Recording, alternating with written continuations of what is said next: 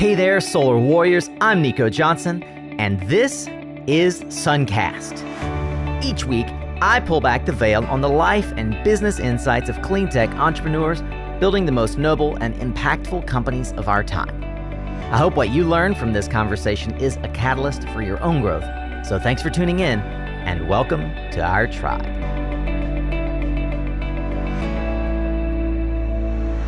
Hey, welcome to a new week, Solar Warrior. Here we go. This is Two-fer Tuesday. Whether that's a tactical Tuesday or just content from one of our many live events like SPI Podcast Lounge, this is going to be a short-form conversation, typically with subject matter experts designed to give you the practical tools, tips, and advice for building your solar business or career. And grow with us here on Suncast, as I know you will. I'm so glad that you've decided to join us again and level up your game. Remember, you can always find the resources and learn more about today's guests and recommendations on the blog at mysuncast.com. So get ready to tune up your skills, Solar Warrior. Here we go with another powerful conversation on Suncast. We have the eponymous Tor Valenza from UnThink Solar and the also eponymous and ever industrious Mr. Barry Cinnamon from Cinnamon Energy Systems. Two greats in our industry are going to talk with one another. In this case, I'm passing the mic off to Tor to do an interview with his good buddy Barry, and they're going to take it away here in just a moment. We thank you once again for joining us at the Podcast Lounge, produced by Suncast Media, sponsored by Radiant REIT. This conversation is going to be a dive into the life and times, as it were, for Mr. Barry Cinnamon, one of the folks that we consider an icon, a pillar in the industry, pioneered a lot of the way these things, this industry has moved forward. So without further ado, I'm going to pass it off to my good buddy, Tor Valenza. Thanks, Nico. So this is really a huge pleasure for me because Barry has one of the many things that Barry does is he has his own radio show, and I've been on the other side of the mic, him interviewing me.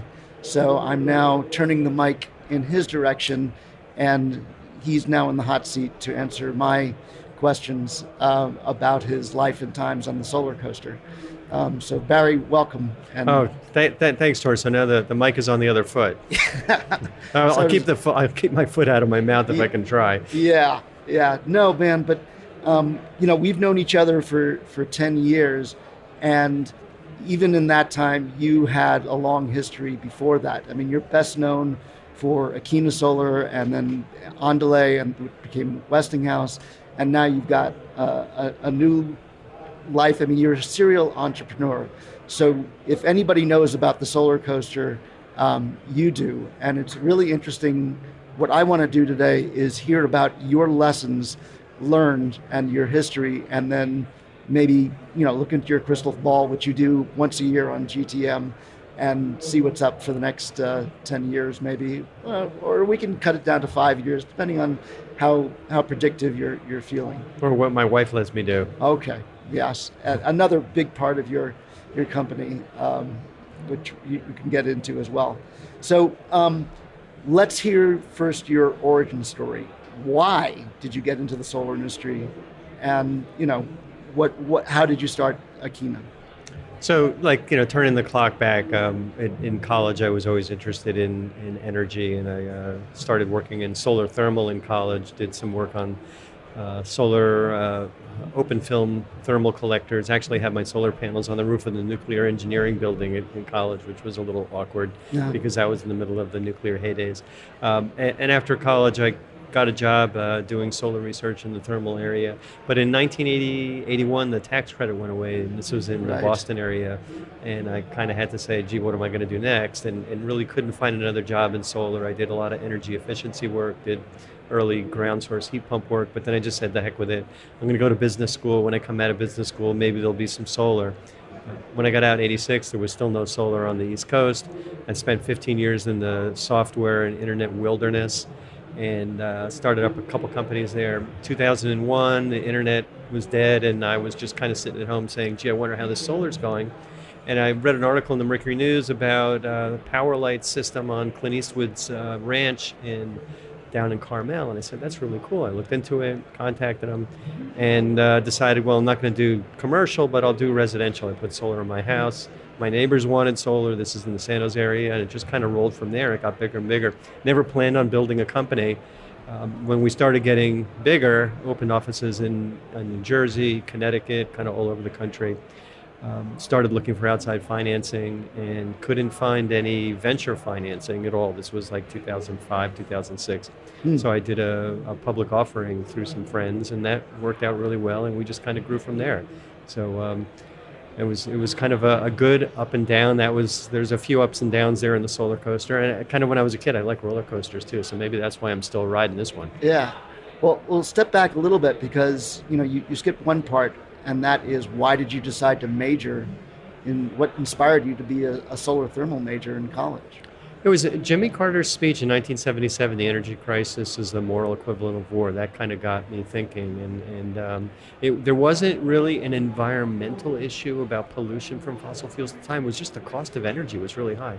Heating oil, which was how we heated our houses and got all of our electricity, was really expensive and subject to interruptions in the Middle East. So solar thermal was a good way around that. Little did I ever expect that we'd be looking at photovoltaic panels that would basically be able to replace all of that oil, but that's what's happening. Right. Gosh.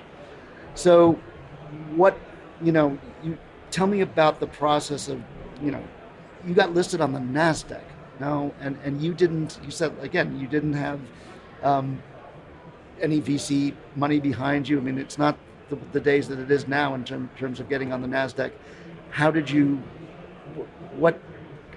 accomplish that process, and what was your goal? How much money were you looking to raise back then? It was just a matter of being frustrated that we couldn't get traction. I'm seeing one of my early employees over there, Alex, who's rocking. Hey, Alex.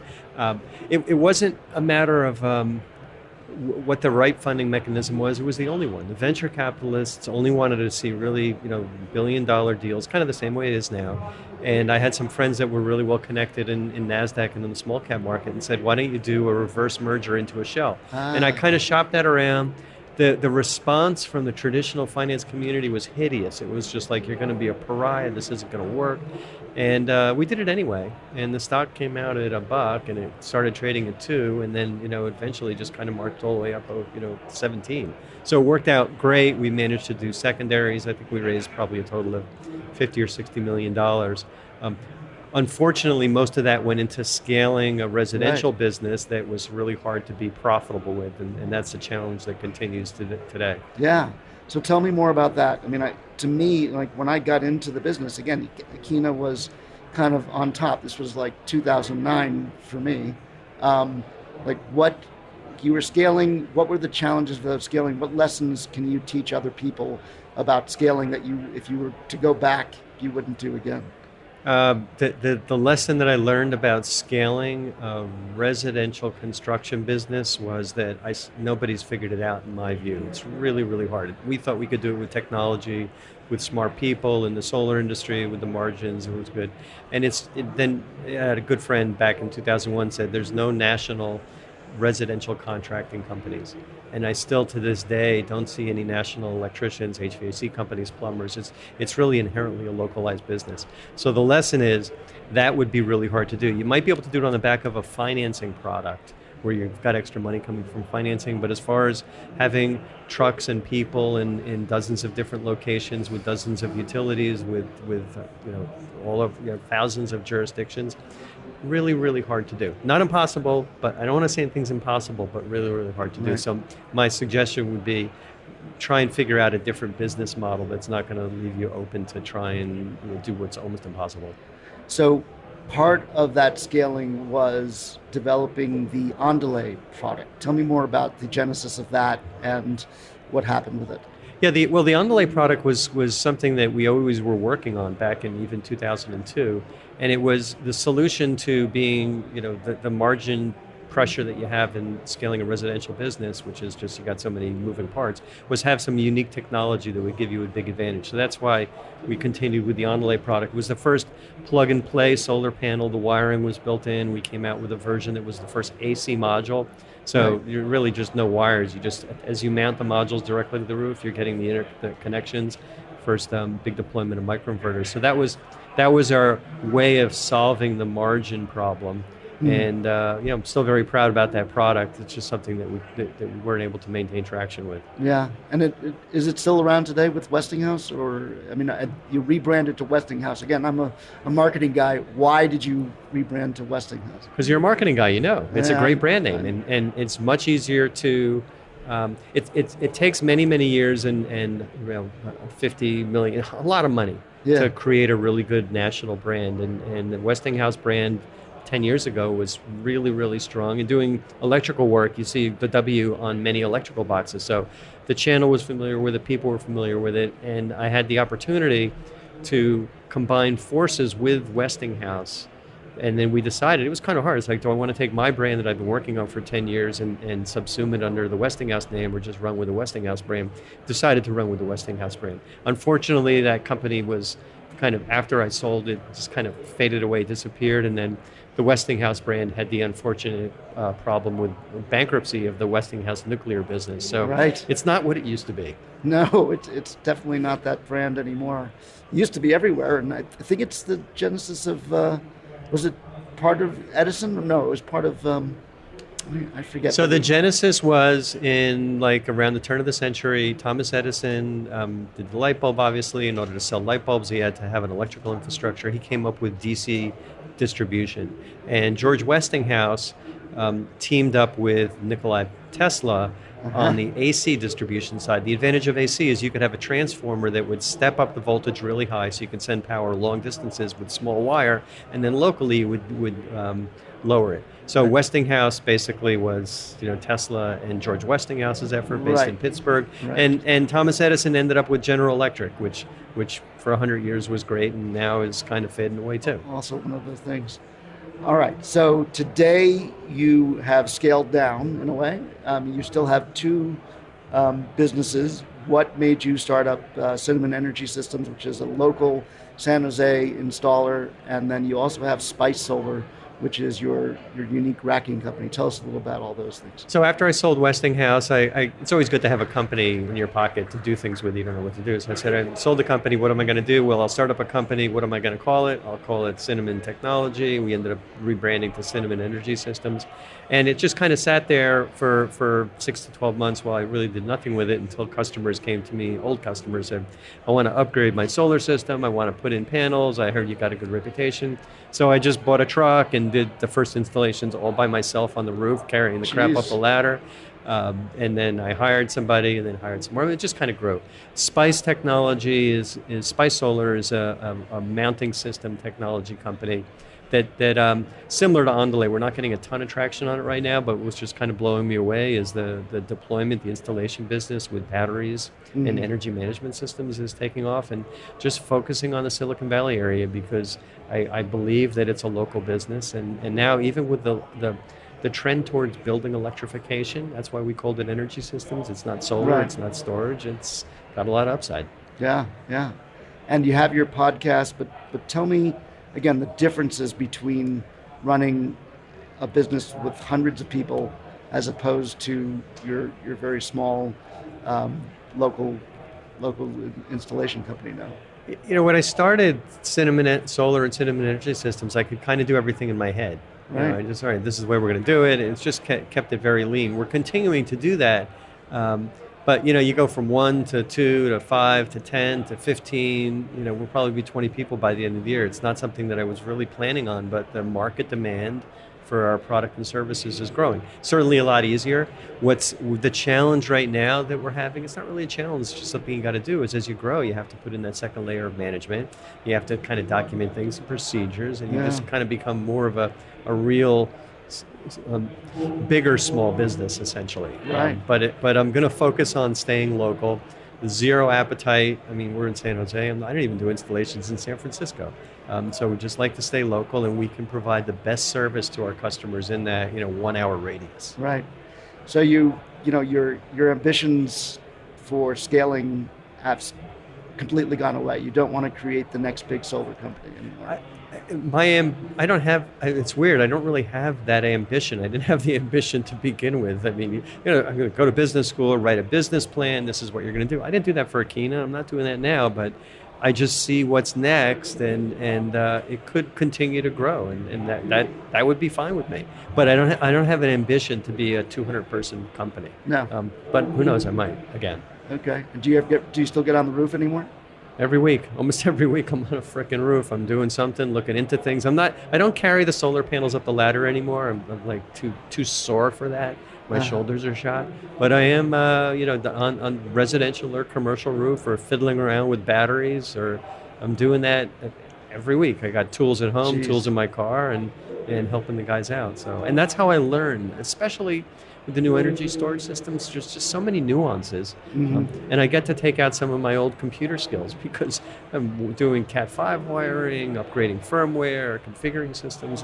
It's not just landing two number 10 wires in a Sunny Boy inverter anymore. There's a lot more to it. Yeah, it's really interesting to me. And the other thing that I love that you're doing again in the present day is your energy show, radio show. And I know it is a way to get attention in the San Jose market. But what amazes me about it is that you're using your years of experience, and all of your information is, you have interstitial things that promote Cinnamon Energy Systems. But for the most part, you are being very objective about not only your installation service, but also about all the other products out there. So it's very honest and objective information, and I think it's such a great. I wish all marketers, people doing solar would be that way and not so self-promotional. I don't feel like you're self-promotional at all. I think you're just giving useful information. Some of my best friends are journalists, and I spend a lot of time with people who are at the Mercury News and Knight Ridder, and they're just talking to me, and I realize that if I want to be a credible source of information, I have to be as objective as possible. And I do talk. I talk about everything, and I don't slam any particular products. I talk nicely about my competitors, and they're not out to kill me as much as they used to be. But it's the best way to grow the business. And the podcast is like a treadmill. Every Wednesday night, I'm like trying to figure out what the heck I'm going to talk about if I don't have a guest lined up. But it's a really good discipline. And then once I do that radio show on Thursday, which plays every Saturday, I have a good chunk of 25 minutes or so of material that we edit down, and then we can distribute it. And there's more work involved in editing it, more work involved in creating a 3 or 4 paragraph overview that we put in our email blasts. But I'm on that treadmill and I'm not getting off. So it's something that I think just continues to build, and I like doing it. Yeah. Does it work? I mean, does this generate leads? It generates leads. What's very weird about it, because we send it out to a lot of lists, mostly our own customer and prospect list. It's if you're doing marketing and you have a list and you send out something to people saying, "Hey, we have a new product. You want to talk to us?" They know that you're trying to sell them something. Right. If you send them an email every week, which maybe half the time is of interest to them, maybe a quarter of the time they actually listen to it, they have a tendency to believe what you say and pay attention to your emails. Yeah. So now when we send out an email, we might have a little ad at the bottom saying, "Hey, there's a new battery storage system," or something. So our marketing information, when we're trying to sell, it gets a lot more attention. And the other thing, in the course of the podcast, we're talking about new things like storage. Yep. And our solar customers may not have been, when you hit them with an email and say, "I got this new storage product," they may not be interested. But if every week you kind of mention it a little bit, they just kind of come out of the woodwork. And that's where the most value is. It's like image advertising. It's what they say to do in newspaper or print or radio or TV. It's like, just keep hitting them with that information, and when they want it, they'll think of you. Yeah, I think the problem with a lot of people, again, especially from my marketing side about things, is that the owners usually get very impatient about results, and it does take a time to build up that trust, and then, like you said, I think people get interested, and the word gets around. Yeah. All right. I want you to turn in your magic 8 ball. What is next? Well, we're living in what's next here. I mean, we're looking around and I'm seeing all these really cool solar products and storage products, and storage obviously is what's next. It reminds me of maybe 2001 in the solar industry. There's a lot more products, but there's still I would say a lack of mature products that are really ready to go just because storage is so complicated. So that's clearly what's next. And then I'm just looking at all this hydrogen stuff. I'm not a believer in standard hydrogen fuel. I mean, if you're using what my friend Janice Lind calls green hydrogen, where you're electrolyzing water with solar to create hydrogen, that's actually pretty good. So that may be next. I'm skeptical just because the hydrogen distribution infrastructure is so challenging, and we're not going to be reforming natural gas into hydrogen. That's just got too many emissions. But storage is next, and I'm really happy to see so many companies participating. Yeah. And from a contractor standpoint and installer standpoint, I would just say go slowly. Don't jump in too fast. Do 1 or 2 installations with partners that you trust, and then kind of see where it goes from there. Yeah. One more prognosticating question. There is a lot of move towards 100% renewable energy, or at least clean energy with some nuclear and things like that. We have ambitions, goals. Some people say we have to do it by 2030. Some people say 2045 and 2050. Do you think, I've seen a lot of surprises. We've always surpassed the analysts' expectations. Do you think we're going to be able to make those goals and help avert disaster? I think we're going to surprise ourselves by exceeding our deployment of clean energy sources. That's going to be really good. It's going to be faster than we thought, just because the economics are so favorable. Yeah. Personally, I'm skeptical that that's going to have a big difference on the trend line that's going on in terms of global warming. Yeah. It's happening faster than we think. The oceans are warming. The CO2 is coming out of Arctic, tundra and seawater. So it's going to be challenging for our grandchildren. Yeah. And I'm sad that from a policy standpoint, we're not able to really act as fast as we need to. I don't want to end on a negative note. So what I will say is that you are one of the most inspiring entrepreneurs in the solar industry who has gone with the ups and downs. And I think, within that note, I think that, your work and all the installers that come after you are going to try to meet those goals. And I'm very optimistic if they have your ethic. I was talking to a lot of people out of New York yesterday, solar installers. That's where I grew up. And I was just inspired by how energized they are, just like you. And they're a lot younger than you and me. Well, we're not that old, so I think it's just we stay in good shape. But I think Yogi Berra said it's about being successful in any industry like this. It's 50% luck, and the other 90% is just really hard work. Yep. So I'm blessed actually to do what I really like doing, and it's making a difference, and I'm just happy to be here. And Tor, thanks for your support, your enthusiasm, and just plugging away. And I really look for Tor with that hat at every show and event that I go to. Personal brand. Yeah. It's working great. Barry, thanks for sitting down with me and being on the other side of the mic. I really appreciate it. All right, my pleasure. Thanks. Okay. All right, that's a wrap on today's conversation, Solar Warriors, but I do hope that you'll check out the other Two for Tuesday episodes and let me know what you think of these shorter format discussions. You want more like this? You can find more than 200 episodes, resources, highlights from the discussions, along with social media links to each guest episode, book recommendations, and so much more over on the blog at mysuncast.com.